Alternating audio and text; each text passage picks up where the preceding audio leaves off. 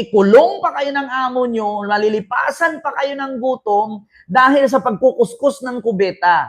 Yan ang isipin ninyo, hanggang kailan ka maging OFW? Hanggang kailan ka maging OFW? Kahit iboto mo si Digong kahit maging mayor yan ng 100 beses sa Pilipinas, si Digong kahit maging politiko yan ng 1,000 beses sa Pilipinas, mamamatayang bilyonaryo yan. Pero kayo, sa kakaboto ninyo kay Digong, hindi ninyo iniisip na mamamatay kayo worker. Nakita nyo, narinig nyo sabi ni Sara Duterte kanina sa speech niya? Hindi porket Duterte ako ay iboto nyo na ako. Tignan ninyo yung ginawa ko, trabaho ko o credential ko. Ngayon mga kababayan, tanungin ko kayo, maskin DDS na nanonood sa akin, ano bang ginawa ni Sara nung siya ang Vice President ng Pilipinas ngayon? Ay sorry, impeach na pala siya. Di ba? Ito mga kababayan, may tanong ko kayo, hindi ba totoo na nilaglag ni Sara Duterte ang kanyang pamilya? Anong sabi ni Sara kanina? Anong sabi ni Sara sa kanyang speech dun sa stage? Ang sabi niya, kayo, meron akong tinanong sa NCR sa Luzon, sino ang mayor nyo? Sabi niya, si ano pa rin.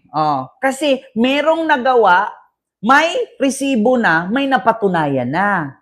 Ang explain ni Sara kanina, mga kababayan, hindi porket apelyido ko Duterte ay iboto nyo na.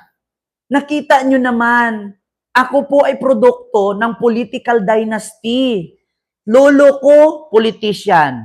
Papa ko, politician. Mga kapatid ko, politician. Ako, politician. Anong sabi niya? Hindi po porket Duterte ako, ay iboto nyo pa ako. Sabi niya, tignan nyo po yung nagawa ko. Nilaglag ni Sara ang pamilya niya. Hindi nyo ba naisip mga DDS? Yung sinabi ni Sara, bakit hindi nyo himay-himayin mula kay Pulong? Si Pulong ay isang congressman. Bakit hindi nyo tignan anong ginawa ni Pulong bilang congressman sa loob ng 6 na taon? Anong ginawa ni Baste bilang mayor sa loob ng ilang taon ngayon? Anong ginawa ni Sara bilang Vice President sa loob ng ilang taon mula 2022 hanggang ngayon?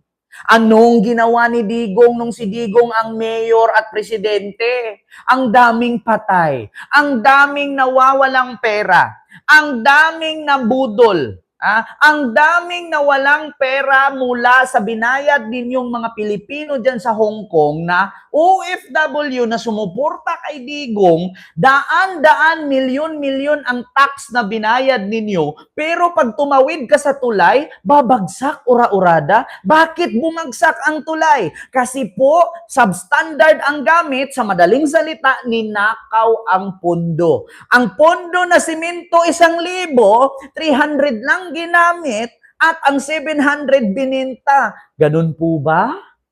Example lang yun. Bakit hindi nyo subukang isa-isahin?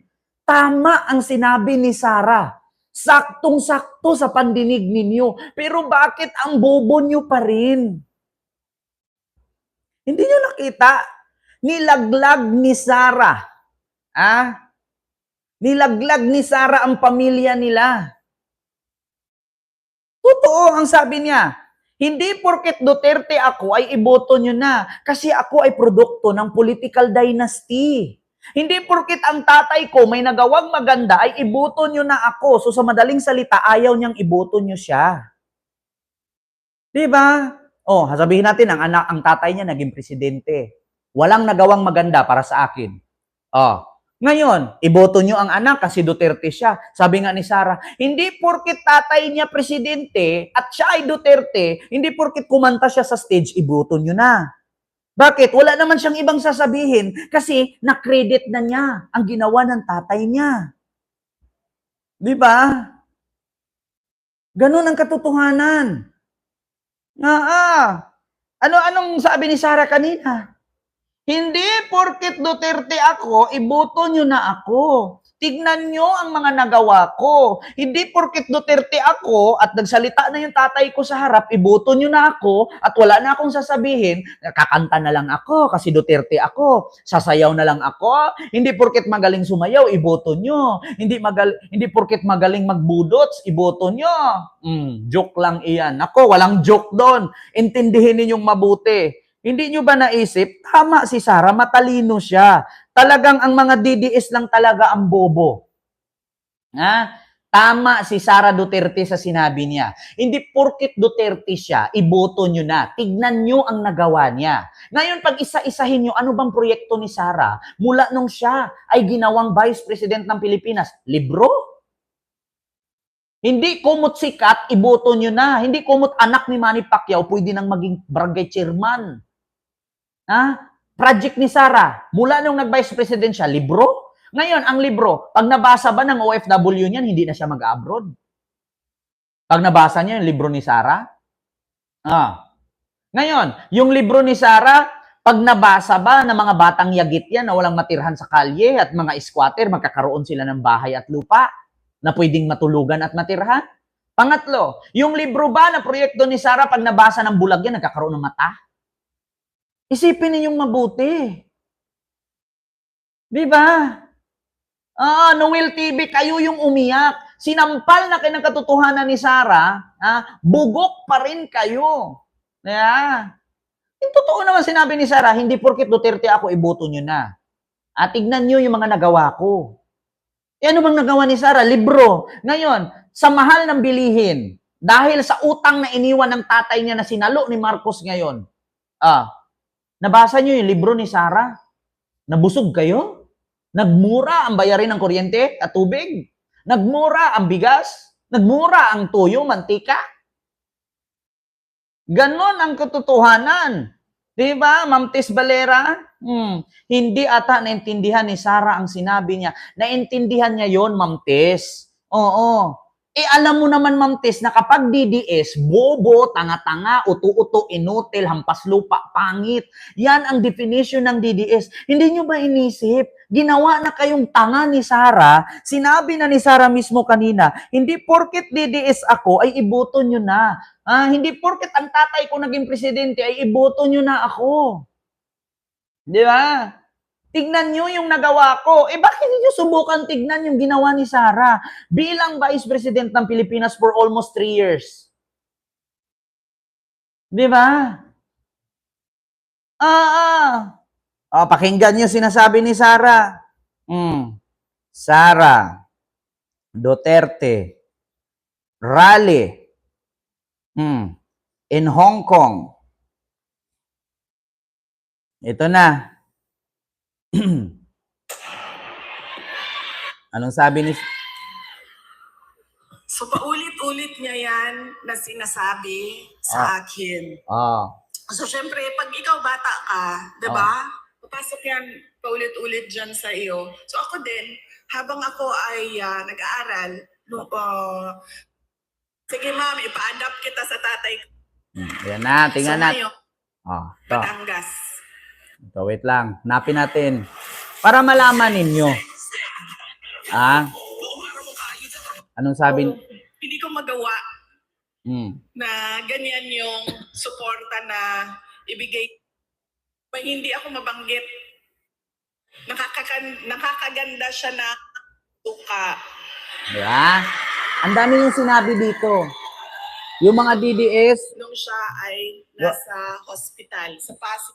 Maraming salamat. Dito tayo banda. Galit si PRD. Anong sabi niya? Kawa naman yun nasa likod. Okay. Dahil... Ito. May mga panibagong tirada si Vice President Sara Duterte sa talumpati niya sa isang pagtitipon sa Hong Kong. Narito ang report. Pakinggan natin. Sunod-sunod ang tila mga patutsada ni Vice President Sara Duterte sa isang pagtitipon sa Hong Kong. Wala siyang pinangalanan, pero isa riyan ang tungkol daw sa pag-endorso ng kandidato. Akala ko kasi gusto niya ng mas magandang bayan kasi ang plataforma namin nung tumakbo kami, unity at continuity. Nadala na Ano ba yung argo na sinasabi ninyo? Ano yung inaksip yung argo na yan? Inaksip mo yung argument na yan? Hindi ko inaksip ang argument na yan. Noon pa man. Walang argument dito. Sadyang nagbe-base lang tayo sa balita. Walang argo, walang argument. Lahat yan totoo. Ito GMA News, Rappler, kung ano-ano pa. Ito na. ako, na-scam na ako, nabudol na ako. Hindi ako mag-endorso ng kandidato. Kasi baka pagkatapos ng eleksyon, sasabihin nyo na naman, na-scam ba yung Inday Sara? Hindi dahil Nagpayo rin ng bise, kaugnay sa pagboto sa darating na eleksyon. Kilatisin daw ang karakter ng tao at piliin yung marunong tumupad sa pangako. Huwag rin daw bumoto batay sa apelyido. Ako ay produkto din ng political dynasty. Galing ako sa pamilya ng mga politiko. Hindi dahil Duterte ang apelido ay iboboto na ninyo. Narinig nyo? Hindi porket or hindi dahil Duterte ang apelyido ay iboto na ninyo. Kaya nga isipin ninyong mabuti yung sinasabi niya. Nakukonsensya na si Sara sa ginagawa ng pamilya niya. Hindi porket Duterte ang apelyido ay iboto nyo na. Nakita kasi ninyo at alam kasi ni Sara kung ano ang ginawa ng tatay niya. Kaya ngayon, halimbawa tatakbo siya, iboboto nyo pa ba siya? Kailangan pag-isipan din natin. Nagbabala rin ng bise sa anyay paraan ngayon na ilang politiko para mamili ng boto. Mga anak, huwag natin ibenta ang boto natin. Legitimate na ang vote buying. Nakatago siya sa... Saan? Yan na nun. Nandito na tayo sa topic na gusto mo, ma'am. Ayuda. Malaman din ang paghalintulad ni DP Sara sa pagtingin sa abilidad ng isang kandidato at sa tao na napiling utusan para bumili ng suka. So, tingnan natin ang mga karakter, accomplishment, abilidad, kapasidad ng mga kandidato nating senador. Kapag inutusan yan bumili ng suka, automatic na yan, may abilidad na yan. Hindi malinaw kung may kaugnayan yan sa patutsada ni Pangulong Marcos sa isang Diba? confirmation rally sa Ilocos Norte. Alam niyo, sa totoo lang, ganyan ang sasabihin ng mga supporter ni Duterte. Naglabas ka ng ebidensya. Sinabi mismo ni Sara, hindi porket dahil Duterte ang apelyido ay iboto nyo na. Tignan nyo ang credentials, tignan nyo ang nagawa. Yeah? So ngayon, ang sabi, bobo daw tayo. Ngayon, pinakita natin dito, pinarinig natin dito at na-research nila na paghimay-himay nila, oo nga naman. Duterte nga siya. Hindi niya kayang saluin at hindi niya kayang abutin ang nagawa ng ama niya. Bakit? Yung ama niya, killer. Yung ama niya, nagnakaw. Tapos siya, nagnakaw pero hindi pa naman siya pumatay. So, hindi pa niya kaya. Ngayon, napagtanto-tanto ng mga DDS, oo nga naman, tama naman yung sinabi ni Ken. Ngayon, ang sagot nila, bakla ka kasi. Ngayon, pag sinabing, bakla nga ako, pero nakita nyo naman na totoo ang sinabi niya, sunod yan ang sasabihin ng mga DDS na nood sa atin, akin yung address mo, nasaan yung address mo, papatayin kita. Ganun sila. Tingnan, si Abila Morales, tae mo. Killer, nagnakaw, evidence please. Ay, kaya nga hulihin ng ICC. Diba, Jacob, Casillas, Casillas ba? Kaya nga, uhulihin ng ICC. Diba? Whatsoever, kahit anong sasabihin mo yan, once na guilty na siya sa ICC, wala ka nang magawa. Tama ang sinabi ni Sara. Nilaglag niya ang pamilya niya sa politika. Hindi porket Duterte ako ay iboto nyo na. Tignan ninyo kung ano ang nagawa ng tao. Kapag inutusan mong bumili ng suka yan, may abilidad na yan. So anong klaseng abilidad yon? Bibili ng suka, hindi muna uuwi kasi naglalaro pa. Di ba? Dapat dinugtungan. Hindi porket inutusan ng suka yan, may abilidad na yan. Paano kung inutusan ng suka pero nakipagtungits pa? Di pag uwi sa bahay, nalatigo ng nanay. Yeah? Hindi porket ang kandidato natin, pag inutusan ng bumili ng suka yan, may abilidad na yan. Ngayon nga, may abilidad. Inutusan, bumili ng suka, tapos nakipagtungits pa. Oh, inutusan, bumili ng suka, pero nanood pa. Di ba? E di pag uwi nun, tutong na yung niluto, panis na yung ulam na lulutuin, kasi saan? Yung inutusan ng suka, nakikitungits pa, nakikipagkarakrus pa. Bakit? Humihits pa eh. Ganun yan. Hindi nyo pwede gawing bobo ang mga loyalista at kakamping. Hindi porket inutusan ng nanay bumili ng suka, may abilidad na yan. Depende yan kung anong edad yung inutusan mo. Kung ang inutusan mong bumili ng suka, hindi pa match doon sa para bumili siya. Halimbawa ngayon, tatay ka. Inutusan mo yung anak mo, pabilhin mo ng alak. Bata pa yan. Sa tingin nyo, bibigyan ng tindahan yan? Hindi. Inutusan mong pabilhin ng alak, inutusan mong pabilhin ng suka. Paano kung pagdating yan doon, mali-mali ang sinasabi? Di ba? Ako, may anak ako. Nak, bumili ka doon ng bitchin. Pag uwi, ang dala, asin. Sasabihin nyo, pag bumili, may abilidad na. Hindi. Hindi tamang rason yan. Ang tamang rason dyan, wala kayong pakialam kung anong abilidad ang binili. Ang tamang term dyan, tignan ninyo na paulit-ulit na yan siyang umupo kung ano ang nagawa. Mahirap kasi. Buboto ka ng kandidato kasi ang tatay niya presidente. Buboto ka ng kandidato kasi kapatid niya presidente. Tapos pagtingin mo, walang nagawa. Di ba? Tignan nyo.